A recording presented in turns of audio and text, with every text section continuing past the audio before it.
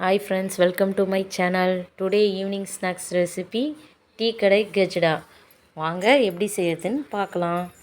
தேவையான பொருட்கள்: ஒரு கப் மைதா மாவு, 3/4 கப் சர்க்கரை, அதிலே ஏலக்காய் போட்டு வச்சுருக்கேன். இதை பவுட்ரு பண்ணிக்க போகிறோம் நம்ம மிக்ஸி ஜாரில்.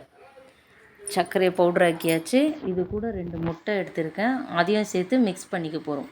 மிக்ஸ் பண்ணியும் எடுத்துட்டேன். ஒரு பவுலில் 1 கப் மைதா மாவு, 2 ஸ்பூன் அரிசி மாவு,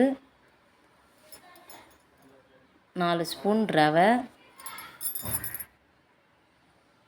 கொஞ்சமாக பேக்கிங் சோடா, கொஞ்சம் சால்ட் உப்பு, 2 ஸ்பூன் நெய், மீதி அரைச்சி வச்சுருந்தா அந்த மிக்ஸியும் கலந்துக்க வேண்டியதான். இது எல்லாத்தையும் ஒன்றா சேர்ந்து மிக்ஸ் பண்ணிக்க வேண்டியதான். தண்ணியெல்லாம் எதுவும் சேர்க்க தேவையில்ல, நம்ம முட்டைலாம் சேர்த்துருக்கிறதால அதுலேயே பிசைஞ்சிக்கலாம் மாவை. பிசைஞ்சிட்டு கொஞ்ச நேரம் தட்டு போட்டு மூடி வச்சிடலாம். எண்ணெய் வச்சு கடாயில் எண்ணெய் வச்சாச்சு. ஒரு உருண்டைகளாக பிடிச்சி போட்டுற வேண்டியதுதான்.